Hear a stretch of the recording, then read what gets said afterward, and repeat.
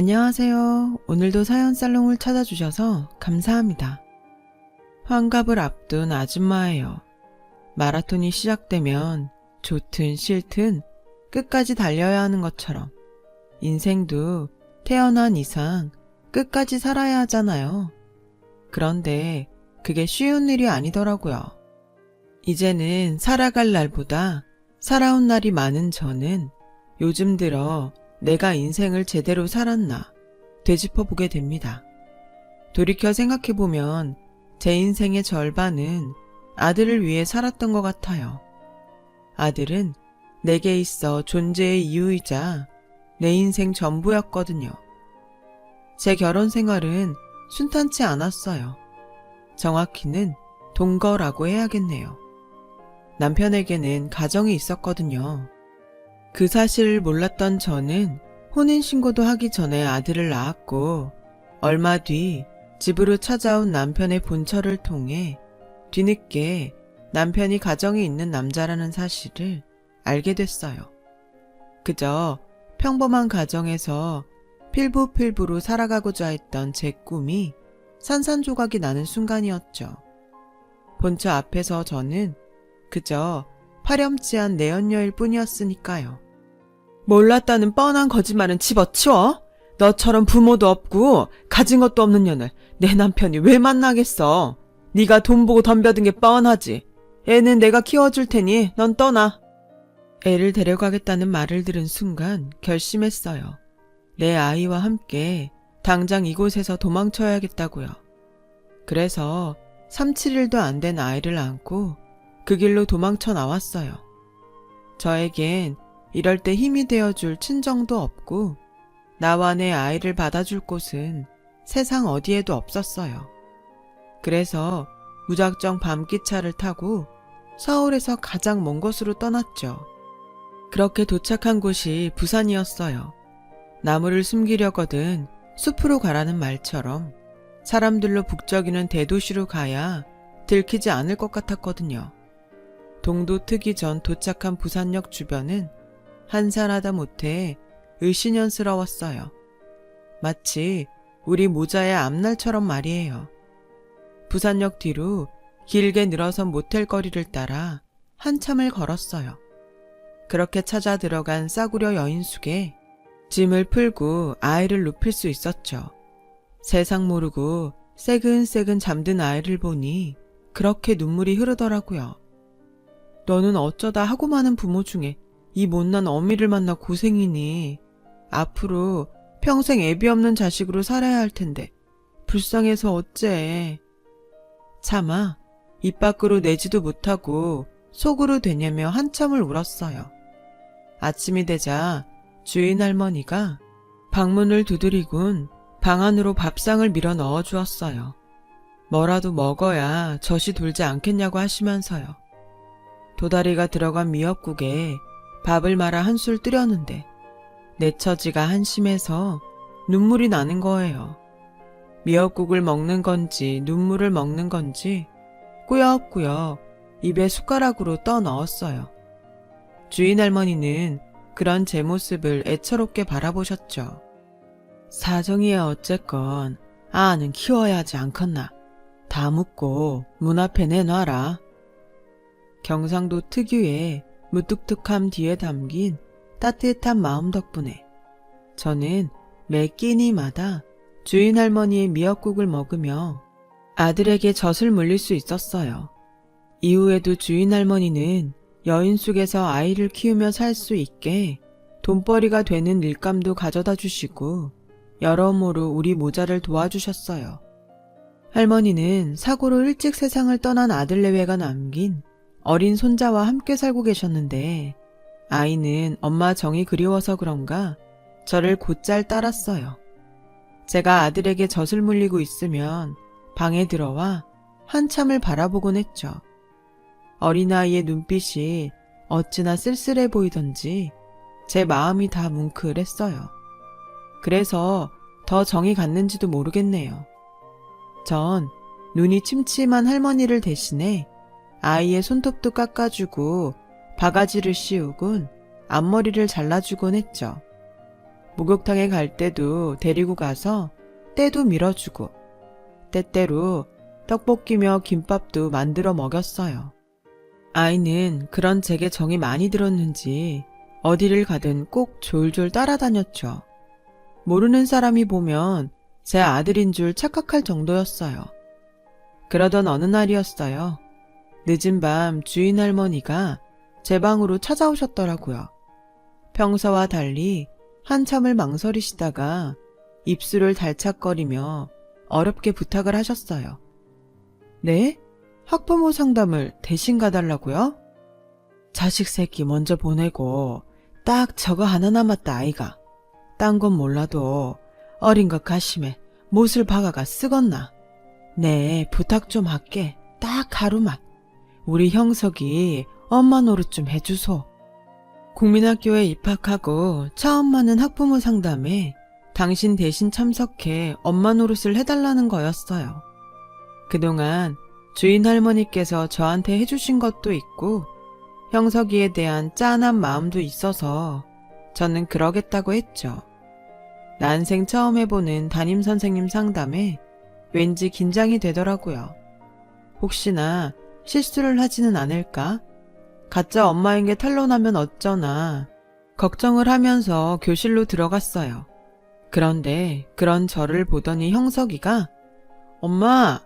하고 부름에 달려오지 뭐예요? 순간 당황했지만 티를 낼 순 없었어요. 형석이가 반 아이들을 향해 큰 소리로 이렇게 말했거든요. 너희들 잘 봤제? 우리 엄마다. 나 고아 아니라고. 제 손을 꼭 잡고 악을 쓰듯 소리치는 아이를 보니 제 어린 시절이 떠올라 오늘만큼은 진짜 형석이 엄마가 되어야겠다고 생각했어요. 우리 형석이 엄마 많이 기다렸어? 동생 재우고 오느라 엄마가 늦었어. 다음엔 안 늦을게. 미안. 그 모습에 반 아이들은 아무 말도 하지 못했어요. 아이들이 운동장으로 나가고 저는 담임선생님과 면담을 시작했어요. 그런데 담임선생님은 이미 형석이한테 부모가 없다는 걸 알고 있더라고요. 그것도 모르고 엄마 행세를 했으니 창피한 노릇이었죠. 다행히 선생님은 그에 대해 아무것도 묻지 않으셨어요. 그저 형석이의 학교 생활과 가정에서 교육해야 할 것들을 일러주셨죠. 그렇게 상담을 마치고 형석이와 함께 집에 돌아오는데 아이가 그러더군요. 아줌마가 진짜 엄마였으면 좋겠다고요. 그래? 그럼 진짜 엄마하지 뭐. 형석이처럼 착하고 예쁜 아들도 없고 아줌마가 땡 잡았네. 그 말에 형석이는 제자리서 팔짝팔짝 뛰며 좋아했어요. 그날 이후 형석이는 저를 엄마라고 부르기 시작했고 저 역시 형석이를 아들이라고 불렀어요. 그러자 주인 할머니가 그러시더군요. 웃자노, 이제 방세 받기는 글렀다. 안 그나? 가족끼리 돈 받고 방 빌려주는 게 어딨노? 이것도 인연이라고 고마 이래 살자. 됐나? 그렇게 저는 쫓기듯 도망쳐 온 곳에서 꿈에 그리던 가정을 이루게 되었어요. 그리고 몇 년 뒤 할머니는 더 이상 손님도 들지 않는 여인숙을 팔고 지인한테 공사장 한밭집을 인수했어요. 그때부터 할머니와 저는 본격적으로 밥 장사를 시작하게 되었죠.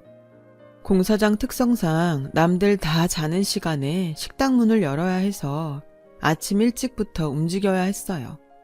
사람들 두지 않고 할머니와 단 둘이 모든 걸 해내려니 몸이 성한 곳이 없을 정도로 육체적으로 힘들었어요.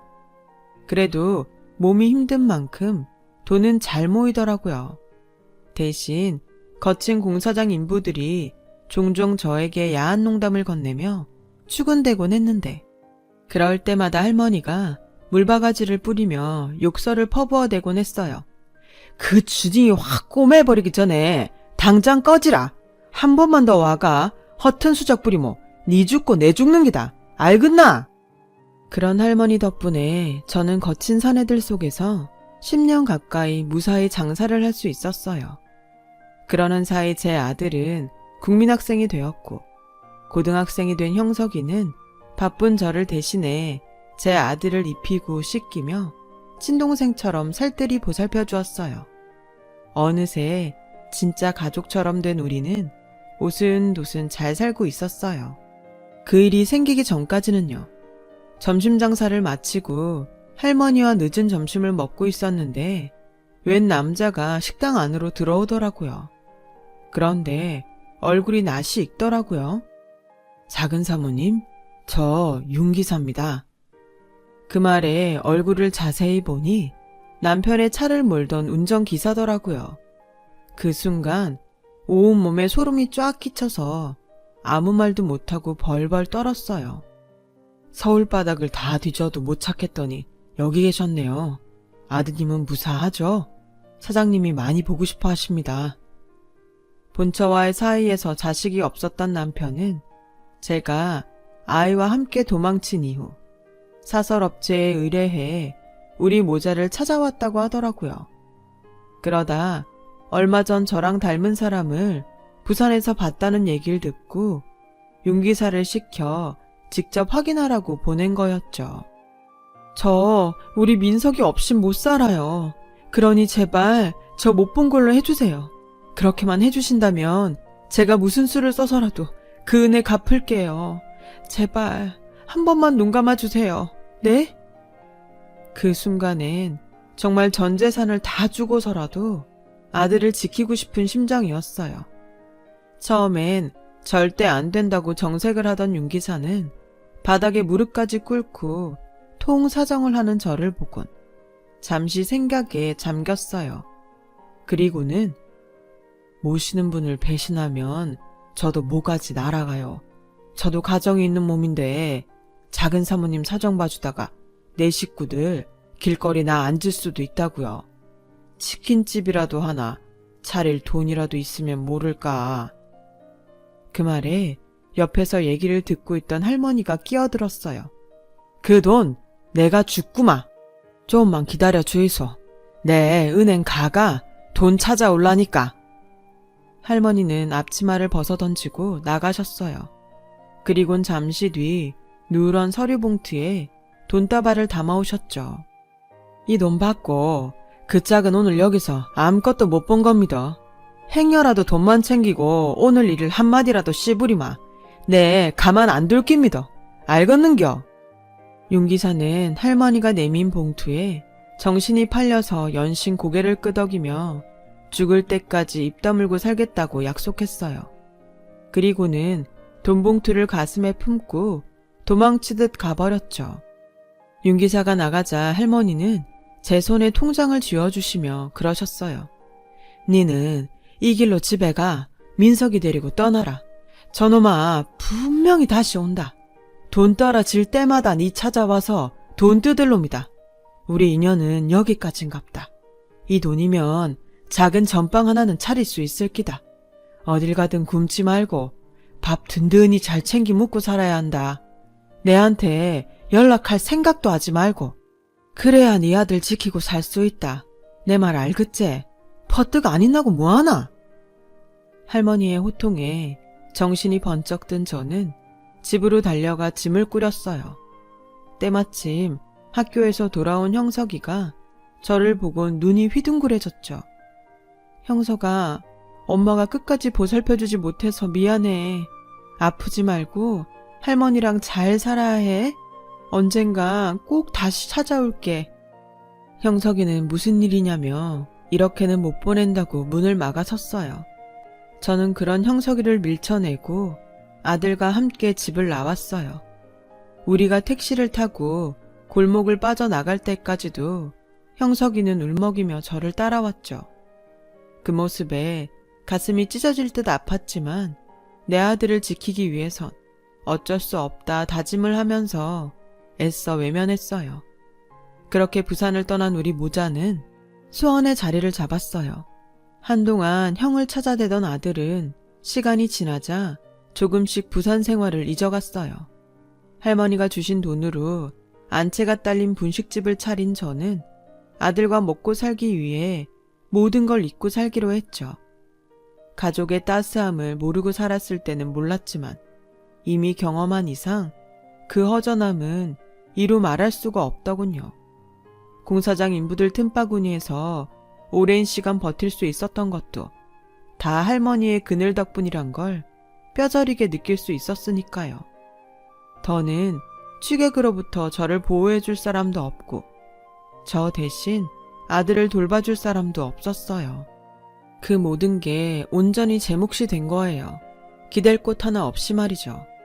그래서 정신없이 살다 보니 어느새 아들은 훌쩍 자라 고등학생이 됐어요.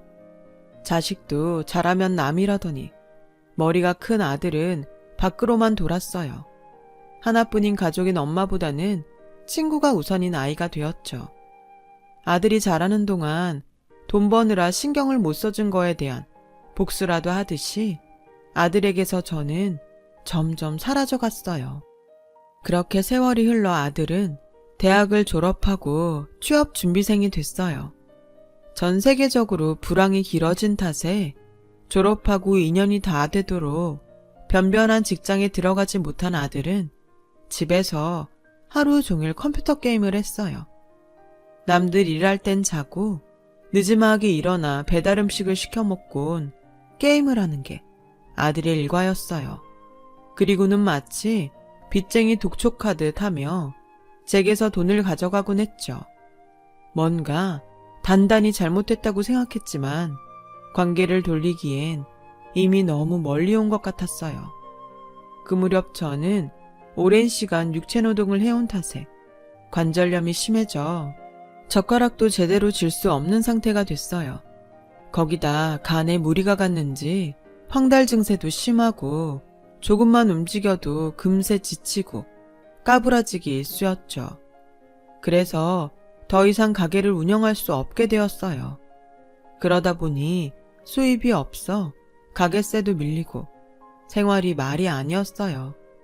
그러니 병원에 갈 생각도 못했고요. 상황이 이러니 돈 때문에 아들과 다투는 날이 잦아졌어요. 그러던 어느 날 아들이 불쑥 지 친부 얘기를 묻더군요. 자라면서 단 한 번도 지 아빠에 대해 묻지 않았던 애였기에 그래도 핏줄은 땡기나 싶어 솔직히 얘기해 주었어요. 그런데 아들한테 꿍꿍이가 있을 줄 누가 알았겠어요? 얼마 뒤 아들이 짐을 챙겨 집을 나가겠다고 하더라고요. 앞으로 친부와 함께 살겠다면서요. 그러게, 처음부터 날 아빠한테 보냈으면 이런 집구석에서 지질이 궁상은 안 떨고 살았을 거 아냐? 엄마가 나 안 보낸다고 도망친 거라며. 왜 나한테 물어보지도 않고 엄마 맘대로 결정을 해? 엄마가 뭔데? 그랬으면 제대로라도 키웠어야지. 지금까지 엄마 때문에 내가 얼마나 쪽팔리게 살았는지 알아? 남들 다 가는 유학도 못 가고 이력서에 스펙도 한 줄 못 넣었어. 이게 누구 탓이겠어? 엄마 탓이라고. 잘 사는 아빠가 있는데 내가 왜 이 지랄로 살아야 했겠냐고. 다 필요 없어. 나 앞으론 아빠 아들로 떵떵거리고 살 거야. 회사도 물려받고 그동안 못 입고 못 쓰고 산 한 다 풀 거라고. 그러니까 나 찾을 생각하지 마. 내 인생 망치지 말라고. 지금 그걸 말이라고 해?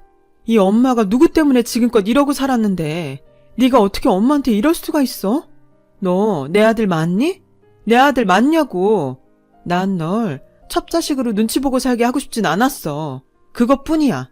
전 재산을 주고 널 지킨 거 한 번도 후회한 적 없었다고. 그래도 가겠다면 네 마음대로 해. 누가 나보고 첩자식이래. 엄마는 그 집에서 첩인지 몰라도 난 엄연히 그 집 종손이야. 엄마 쫓아고 나 데리고 도망친 거면서 변명이 너무 궁색한 거 아니야?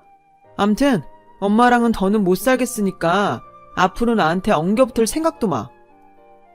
아들은 그렇게 집을 나갔어요. 지난 27년 세월이 한순간에 쓰레기통에 처박히는 기분이었어요. 더 살 이유도 없고 살고 싶은 마음도 없었어요. 그래서 식음을 전폐하고 캄캄한 방 안에서 며칠을 보냈어요.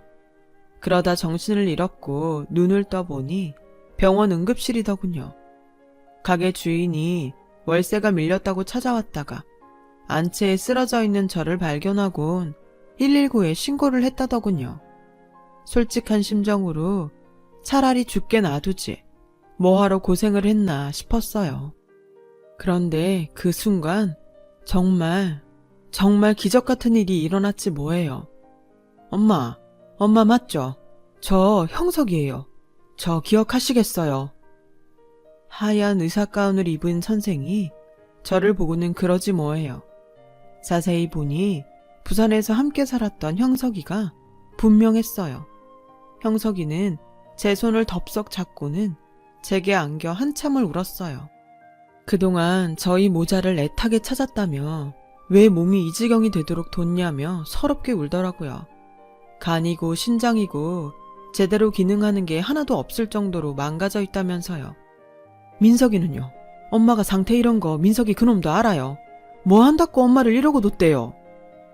친자식보다 더 걱정해주는 형석이를 보니 내가 인생을 헛살았다 싶더군요. 그래, 있었던 일들을 다 얘기했더니 주먹을 불끈 쥐곤 한숨만 푹푹 쉬더군요. 그리고는 엄마, 일단 병부터 치료해야 안 합니까? 입원부터 하시고 해. 앞으론 지랑 같이 사입시다. 네, 이래봬도 의사 아닙니까? 집도 있고 차도 있고 다 있습니다. 딱 하나, 엄마만 없다 아닙니까? 그러니까네, 앞으론 지랑 사는 깁니다. 남은 인생 엄마 강, 내 강 지지고 볶고 사는 깁니다. 됐지? 그렇게 저는 10수년 만에 만난 큰아들 덕분에 입원 치료도 하고 현재 큰아들 집에서 함께 살고 있어요. 7년 전 할머니가 돌아가신 이후로 혼자 살았던 형석이는 할머니가 쓰시던 방에 제 방을 꾸며주었어요. 앞으론 죽을 때까지 자기랑 떨어지지 말자고 엄포 아닌 엄포를 놓으면서요. 할머니께선 살아생전에 종종 저희 모자 얘기를 하셨었대요.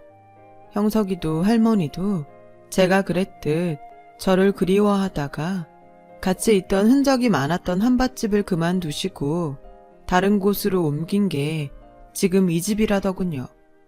그리고 혹시라도 당신이 죽고라도 제가 찾아오면 주라면서 함께 한밭집을 하며 조금씩 사모았던 땅 문서를 남겨주셨더라고요. 이미 제 몫은 제가 떠날 때 받았던 터라 한사코 사양했지만 형석인 이러면 자신이 할머니랑 한 약속을 어기는 거라며 자신을 불효자 만들지 말고 받으라고 하더군요.